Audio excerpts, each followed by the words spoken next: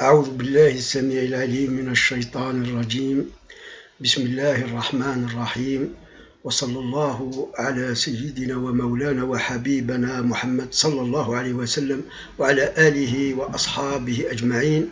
رب اشرح لي صدري ويسر لي أمري واحلل عقدة من لساني يفقه قولي. رب اخرجني من ظلمات الوهم والجهل إلى نور المعرفة ونور علم من لدنك يا رب العالمين. Aujourd'hui, nous allons essayer de bien expliquer et commenter le fameux hadith de Sidna Muhammad sallallahu alayhi wa sallam rapporté par Muslim dans Sahih Muslim. Ce hadith, il a été malheureusement aussi mal interprété par notamment les mystiques et les soufis pour lui donner un sens vraiment égaré et loin de la vérité et du sens que Dieu a voulu nous transmettre par le biais de notre prophète Sidna Muhammad sallallahu alayhi wa sallam. Le hadith dit « Mourez avant de mourir ». D'ailleurs, on constate dans son aspect littéral que le mot mort et mourir est donc cité deux fois. Mourez avant de mourir. Il n'y a pas de mort. Donc dans le sens littéral du hadith, on relève donc une sorte de contradiction ou d'un sens figuré de l'un des mots mourir et mourir. Le premier appel de mourir n'est pas la vraie mort, c'est un sens figuré. Tandis que le deuxième, avant de mourir, c'est avant de mourir réellement, physiquement. Et donc, on ne meurt pas deux fois d'ailleurs. Donc, ce qui fait que mourir avant de mourir, ça n'a pas de sens, puisque si on meurt réellement une première fois, on ne peut pas mourir une deuxième fois. Donc, ce qui veut dire que le premier mourir voulait dire autre chose. Et il a été dit dans un sens figuré qu'il faut donc essayer de comprendre.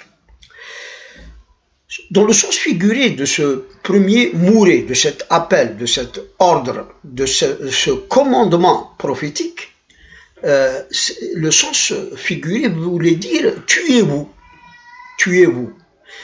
Mais vous, c'est quoi? Vous, quand je dis vous, c'est votre moi, c'est votre ego, c'est votre nefs. Et c'est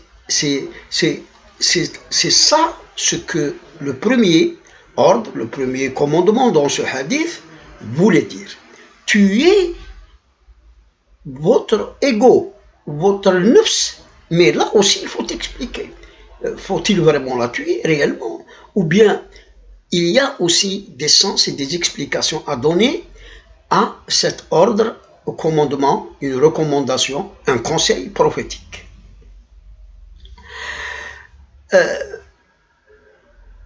Ce n'est pas donc, comme je viens de le dire, qu'il faut se donner la mort physique, dans le premier ordre.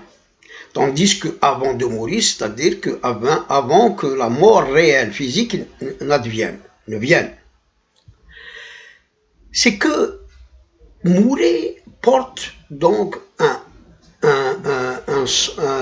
ordre vers soi, vers soi-même, vers vous-même. Et le vous-même, le soi-même, c'est quoi? Nous, ou moi-même, quand je dis moi, ça veut dire c'est ma nefs.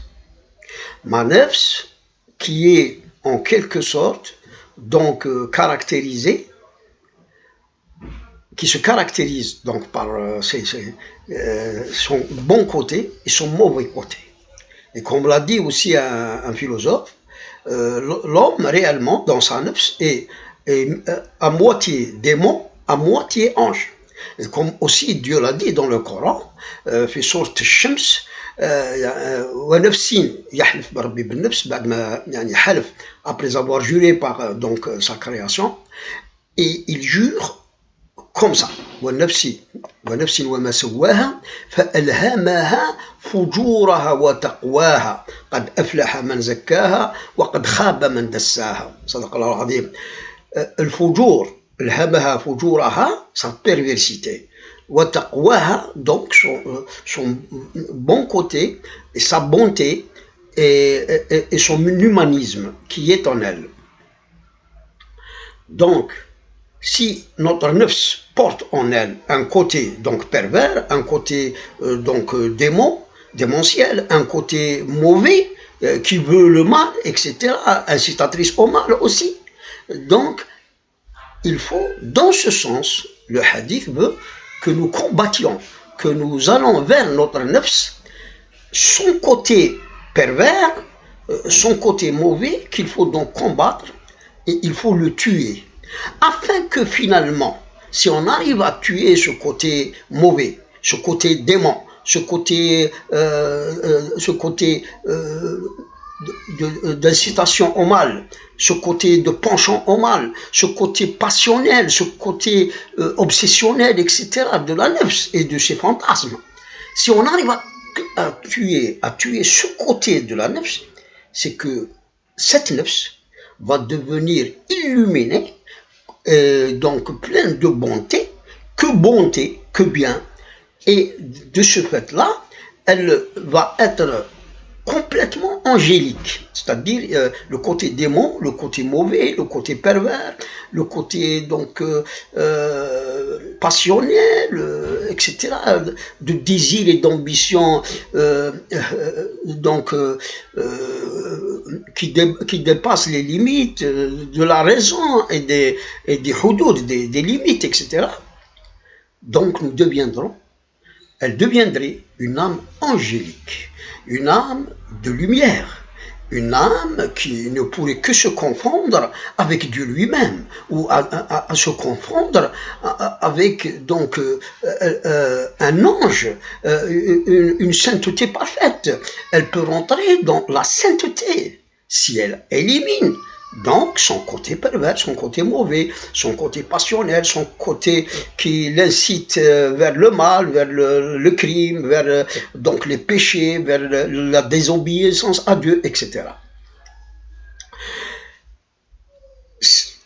L'homme, effectivement, sans sa conscience, sans sa foi, il est aussi animal. Et donc, même dans ce côté que nous devrions donc combattre et tuer en nous, c'est son côté aussi animal, son dévergondage, ses désirs, d'ailleurs, désirs dans l'illicite, hein, plus dans l'illicite, mais après avoir combattu des désirs ou des passions dans le licite,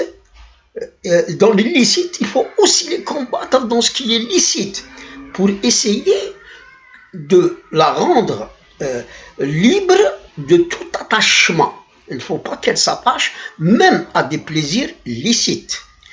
Il faut qu'elle consomme ces plaisirs licites. C'est bien donc que Dieu nous a donné sur cette terre, mais d'une manière modérée, d'une manière, c'est-à-dire sans adoration de ses biens, sans adoration de ses plaisirs, sans attachement par le cœur à ses plaisirs. Il faut que le cœur soit attaché uniquement à Dieu subhanahu wa ta'ala. Donc ce combat pour la tuer, ce djihad de la nefs, doit donc être mené contre son côté pervers, son côté mauvais, son côté penchant au mal, son côté aussi de désobéissance à Dieu, parce que tout ce qui est mauvais, tout ce qui est péché, rentre aussi dans la désobéissance à Dieu, parce que tout ce qui fait partie de l'obéissance et ce qui donc marche dans al-sirat al-mustaqim, tel que donc défini par Allah Azza wa Jalla et son prophète Muhammad sallallahu alayhi wa sallam, cette âme donc pure qui obéissante, donc elle a en quelque sorte mené son combat. Elle a donc éliminé son côté mauvais et son côté obscur son côté penchant au mal, son côté animal même, pour se dresser et se maintenir sur la voie droite, sur Sirat al-Mustaqim qui mène à Dieu. Parce que finalement, tous nos efforts dans cette vie, c'est de tout faire pour que nous puissions nous maintenir sur la voie droite qui mène à Dieu, et donc de lutter contre notre nefs, contre nos passions, contre nos désirs, contre nos fantasmes, etc., pour continuer dans cette voie telle que tracée par le Coran ou le Sunna. Lutter contre soi-même, c'est lutter contre donc les désirs, ces désirs charnels, ces plaisirs charnels, contre des passions d'ailleurs qui ne sont pas recommandées ou donc permises donc par la charia islamique. Même il faut lutter contre nos ambitions démesurées, ces ambitions démesurées, surtout en recherchant le pouvoir, la domination sur les gens, en recherchant par exemple la richesse, c'est-à-dire en adorant l'argent, en cherchant par tous les moyens licites et illicites d'acquérir de l'argent, de tuer aussi cette ambition de célébrité, de chercher la célébrité par n'importe quel moyen. Et donc, c'est plusieurs combats quand même. Ce n'est pas ceux uniquement qui concernent les péchés ou les interdits par l'islam. Il y a aussi ces caractéristiques, ces pulsions, comment dirais-je, ces dispositions et prédispositions dans notre nefs, ancrées dedans, parce que c'est Dieu qui les a mis dedans, dans notre nefs, qu'il faut aussi donc essayer d'éliminer petit à petit jusqu'à sa purification totale, et donc l'illuminer pour qu'elle devienne totalement angélique et de lumière, de bien et de bienfaisance, comme Dieu le veut, et comme aussi, comme nous venons de l'expliquer, nous recommande notre prophète Sidna Muhammad sallallahu alayhi wa sallam à travers ce hadith. Cet appel donc prophétique est très très important, parce que dans cette vie, la plupart des gens sont menés et guidés et dominés actuellement par leur nefs, par leur ego, par leur passion. Et ce qui fait que quand on est comme ça, quand on laisse l'ego, l'âme incitatrice au mal, ou l'âme donc passionnelle qui aime, qui désire trop de bien de ce monde, qui ne cherche que ça, elle fait en même temps, quand elle est comme ça, régresser et en quelque sorte atténuer la lumière de la foi en lui, dans cette personne, dans son cœur. Et quand on atténue, quand on refoule au fond de nous-mêmes la foi, il y a plusieurs choses qui se passent. Tout d'abord, c'est que quand la foi diminue et quand la nefs domine l'homme et guide cet homme, qui devient l'esclave de sa propre nefs, de son propre ego, etc. Il devient l'esclave de ses passions, de ses obsessions, de ses recherches d'argent, de pouvoir. Il devient aussi trop ambitieux, malgré que parfois ces gens-là qui sont dominés par leur nefs n'ont pas les moyens, ni les prédispositions, ni donc qu'ils devraient donc avoir les dispositions entre leurs mains, et ambitionnent des choses qui dépassent leurs moyens, leurs capacités et leurs dispositions intellectuelles, ou de moyens financiers ou de moyens matériels pour atteindre et ils vivent comme ça dans des illusions, dans une sorte une maladie intérieure, ils vivent dans une perturbation psychique grave, ils sont généralement très nerveux, et ils ne vivent même pas, parce qu'ils ne goûtent même pas au moment de leur vie. même dans leur vie, par exemple, familiale, dans leur travail ou en société, ils ne vivent pas parce que intérieurement, ils sont donc rongés par ces ambitions démesurées et qui dépassent leur capacité et leur disposition ou moyens intellectuels, c'est-à-dire de connaissances et de sciences, ou matériels, etc. Cet appel donc prophétique nous appelle aussi à prendre conscience de nous-mêmes, de ce que nous avons, et en connaissant soi-même, d'ailleurs comme il le dit dans un autre hadith, connaître toi-même, et dans un autre hadith, celui qui connaît son moi, son ego, sa nefs, connaîtra son Seigneur. Et là, c'est-à-dire dans ce hadith aussi, c'est-à-dire quand on connaîtra nos faiblesses. On veut tellement de choses, finalement, on n'a que ce que Dieu a prédestiné pour nous, et il nous a donc donné par sagesse et par parcimonie, selon beaucoup de facteurs, de paramètres concernant cette âme particulière, et donc par un jugement vraiment parfait, Dieu a donné ce qu'il faut à tout être humain, selon ce qu'il est, et selon ce qui lui convient, et selon ses prédispositions et dispositions qu'il doit ou bien acquérir dans sa vie, ou bien qu'ils sont innés en lui, il est venu au monde avec ses prédispositions et dispositions. Donc, si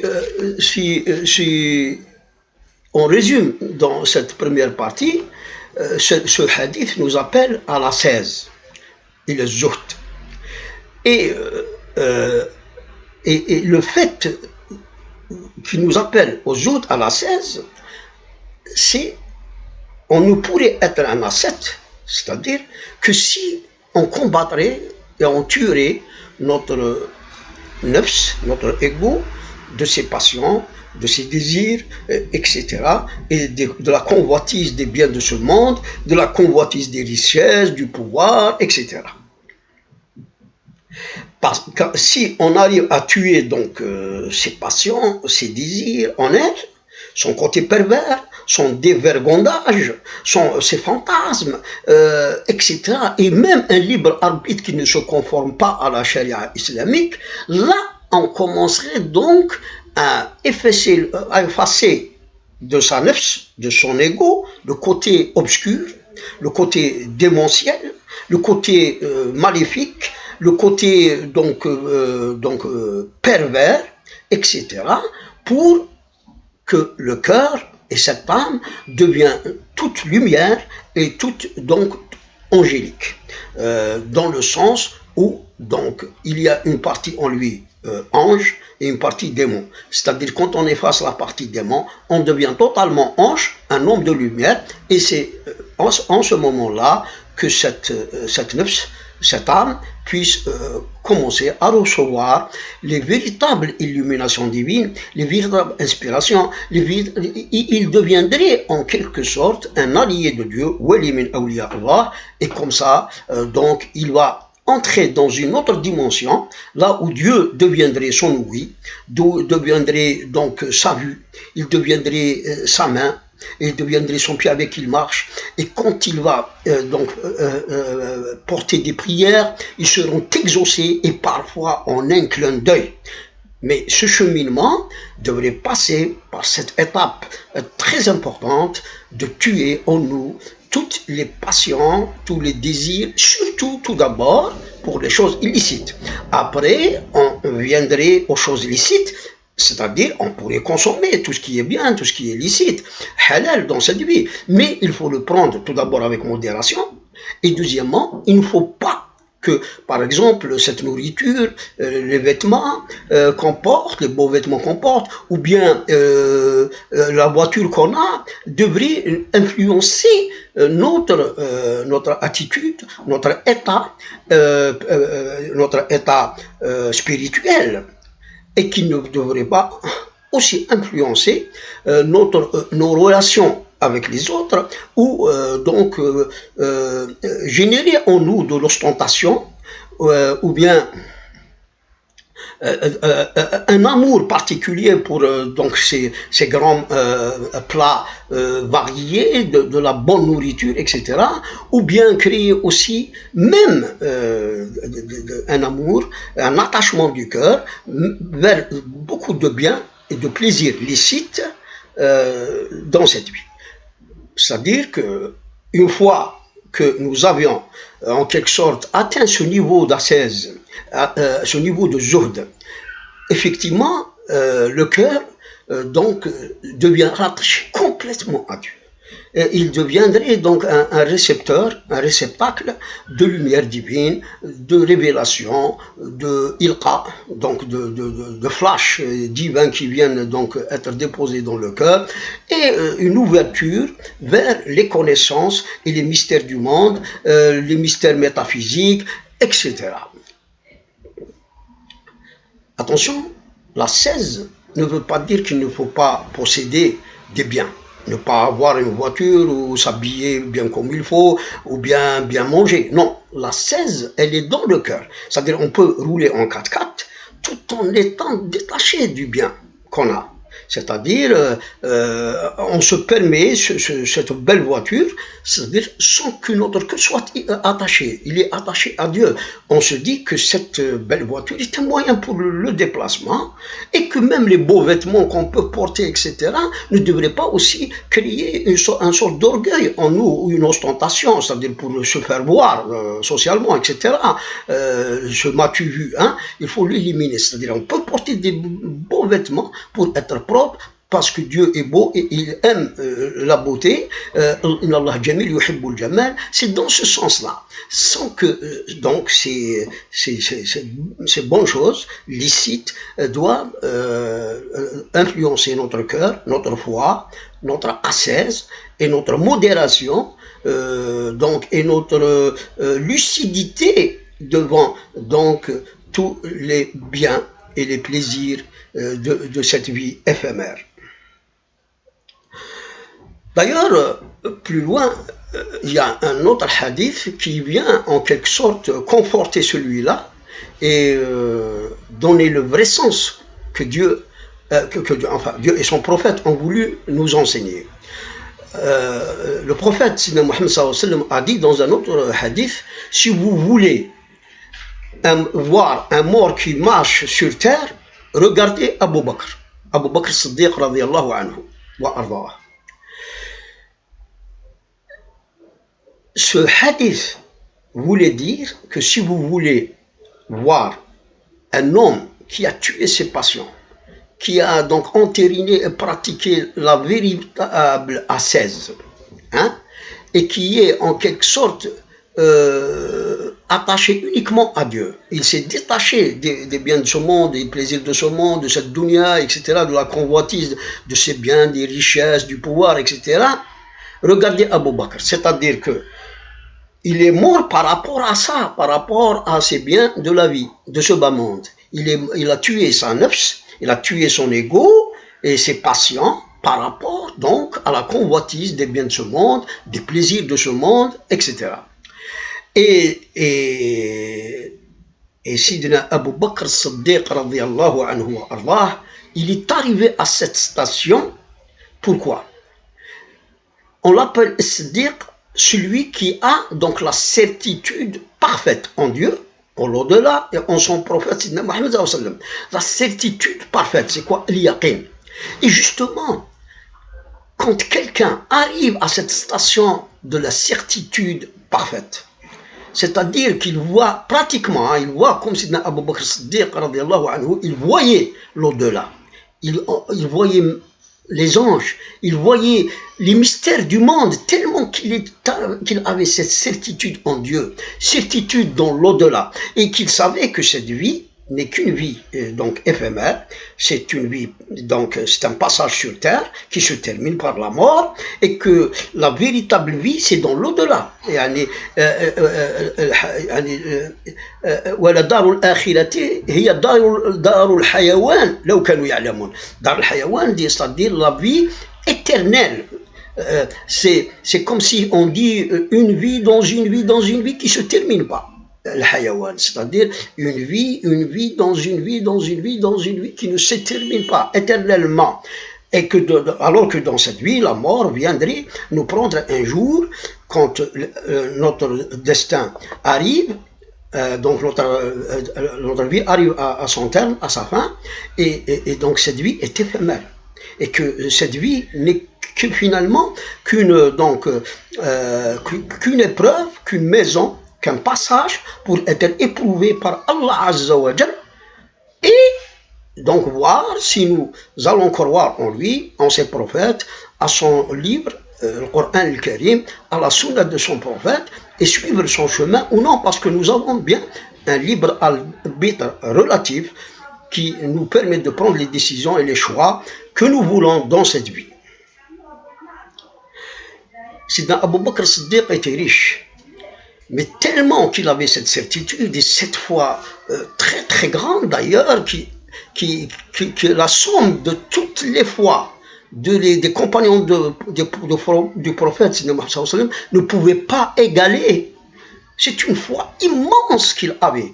Et cette foi immense en Dieu, en l'au-delà, etc., a fait que Sidna Abu Bakr Siddiq était un ascète, comme aussi Sidna Uthman bin Affan, comme aussi Sidna Abdurrahman bin Aouf, qui était aussi un ascète, même Sidna Omar bin Khattab, même Sidna Ali, tous ces compagnons et ces Khulaf al-Rashidin étaient effectivement vivaient dans l'ascète.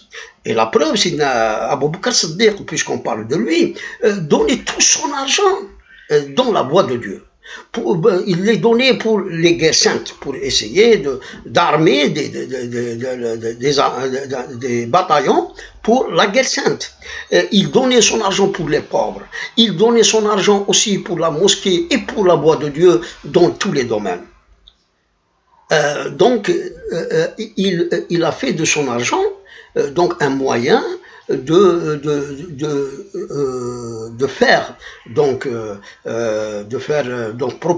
propager l'islam, de faire donc de l'islam, de pratiquer l'islam avec, c'est-à-dire comme Dieu le dit, pour dépenser l'argent de Dieu, malullah, dans la voie de Dieu, comme Dieu le voudrait.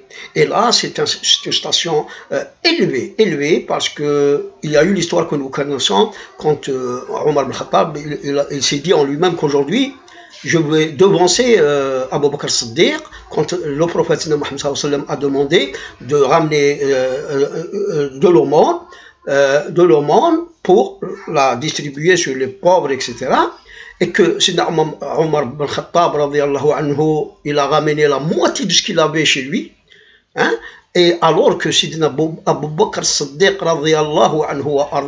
il a ramené tout ce qu'il avait chez lui. Même s'il avait 1 milliard, il a ramené tout le milliard, il n'a rien laissé. D'ailleurs, le prophète Mohammed sallallahu alayhi wa sallam lui a dit: qu'est-ce que tu as laissé, Abu Bakr, pour ta femme, tes femmes et tes enfants? Il lui a dit: je leur ai laissé Dieu et son prophète Mohammed sallallahu alayhi wa sallam. Ceci dit, que ce monde que nous vivons, cette vie que nous vivons est périssable, elle est éphémère, elle est illusoire, et qu'il y arrivera un jour où nous allons mourir et rencontrer notre Seigneur, subhanahu azza wa jalla. Toutes ces recommandations du prophète, ces appels prophétiques vers nous ont un sens. Mais la majorité des gens maintenant, même quand ils lisent ce hadith, ils ne cherchent pas à comprendre, la majorité. Mais il y a mille et un hadiths, subhanallah, c'est-à-dire aujourd'hui on n'en parle que d'un seul, il y en a des centaines et des milliers qui nous demandent d'aller vers ce sens. C'est-à-dire, ce n'est pas interdit de se marier, d'avoir des enfants, de travailler, d'avoir de l'argent licite, non. Mais il nous faut absolument que le cœur soit détaché. Il ne doit pas être emporté ou que ces choses, ces biens de la vie, aient une emprise sur notre cœur, sur notre foi. On peut les posséder, on peut en profiter des plaisirs licites, donc modérément, mais il faut avoir cette ascèse dans le cœur, il faut avoir ce détachement de la vie et des biens de ce bas monde dans le cœur. D'ailleurs, aussi, pour essayer de parfaire cette intervention, c'est qu'il y a un hadith rapporté dans l'histoire que Sayyidina Isa, notre prophète Jésus, alayhi salam, a dit dans un hadith très important aussi, qui est donc lié à ce qu'on a dit, ce qu'on vient de dire, les portes du ciel ne s'ouvriront pas tant que le cœur ne se détache pas des plaisirs et des biens de ce bas monde. Ce hadith est merveilleux, parce que là, il a été dit, attention, Sidna Isa, le Messie veut dire le saint, le sceau des saints, le parfait, le saint parfait. La sainte, il porte la sainteté. Et c'est le saint. Imaginez, Sidna Isa nous dit qu'il faut donc détacher. Et lui, en tant que saint, en tant que sceau des saints, en tant que donc prophète de Dieu et messager de Dieu, et qu'il avait des milliers, des centaines de miracles vraiment extraordinaires qui sortent complètement de la raison. Et là, il nous dit de se détacher. Parce que les portes du ciel, il le dit, ne s'ouvriront qu'à celui qui détache complètement son cœur des plaisirs, des biens, des beautés, hein, des mélodies, des choses bien, des choses, comment dirais-je, des choses qui rendent heureux, des choses vraiment qui font plaisir, etc. Des choses, il faut détacher son cœur de ça. Tant que le cœur est attaché à ces choses-là, les portes du ciel ne s'ouvriront pas. Et quand les portes du ciel, attention, s'ouvriront, ça veut dire que le cœur, il y a donc l'illumination divine. Quand le cœur est détaché, il y a illumination divine. Et quand il y a illumination divine, il y a donc tous ces plaisirs spirituels, cette béatitude spirituelle qui gagne le cœur et nous allons devenir en quelque sorte un ange qui marche sur terre. Comme l'a dit d'ailleurs Rasoul Sidna Muhammad sallallahu alayhi wa sallam, قال لك ما زال البلاء ينزل على يعني المؤمن حتى لا يترك عليه ذنبا ويرجع كملك يمشي على الأرض. Dans ce hadith, la purification du croyant se fait par les épreuves, par le manque, par les adversités, par les douleurs, par les souffrances, etc., jusqu'à ce que cet homme soit purifié par les épreuves, et quand il est purifié totalement, il devient comme un ange. Attention, le prophète donne l'exemple d'un ange, c'est-à-dire que ces épreuves, etc., peuvent purifier jusqu'à rendre un homme donc comme un ange qui marche sur terre. Mais dans l'autre hadith de Sidna Isa alayhi salam, les portes du ciel vont s'ouvrir justement à celui qui n'attache pas son cœur. C'est très important, il y a des nuances. C'est-à-dire, comme je l'ai dit tout à l'heure, ça ne veut pas dire qu'il ne faut pas se marier, qu'il ne faut pas avoir des enfants, qu'il ne faut pas posséder des choses, des biens, ou avoir un bon travail, ou avoir même de l'argent. Mais il faut que ces choses-là ne nous influencent pas. Et il faut qu'ils soient juste des moyens pour bien vivre, pour donc les biens, et pour la femme, si elle est licite, et le prophète l'a dit. Donc, il faut donc se marier, il faut faire et jouer son rôle dans la vie, parce qu'attention, il y a des gens, quand ils sont comme ça, quand ils sont pas donc attachés aux biens de ce monde, ils ne cherchent pas le pouvoir, la célébrité, la richesse, etc., c'est les meilleurs peut-être pour guider un peuple. Parce que ils sont détachés de ce monde. Ils vont uniquement œuvrer pour Dieu. Ils vont essayer de satisfaire Dieu, d'être agréés par Dieu. Et quand il y a des gens comme ça dans les hautes sphères du pouvoir, croyez-moi que le pays qui a ces gens-là, il va vivre un paradis sur la terre, parce que ces gens-là ne sont donc ni influencés par donc leur poste, ni par leur argent, ni par leur pouvoir, etc. Donc, voilà ce que je voulais préciser. Et donc dans ce fameux hadith, donc rapporté dans Sahih Muslim, et que malheureusement, je reprends, les soufis et les mystiques lui ont donné des explications et des interprétations erronées, et qui, donc par ces interprétations, ils ont glissé et ont donc basculé dans l'égarement. Parce que tout est médian en islam, tout est au milieu, le juste milieu.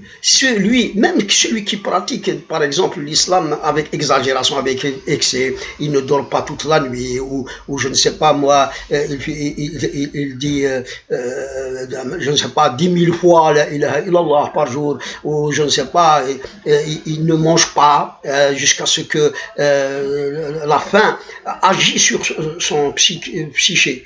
Agit donc sur sa conscience, même sur l'état naturel de ses sens, etc.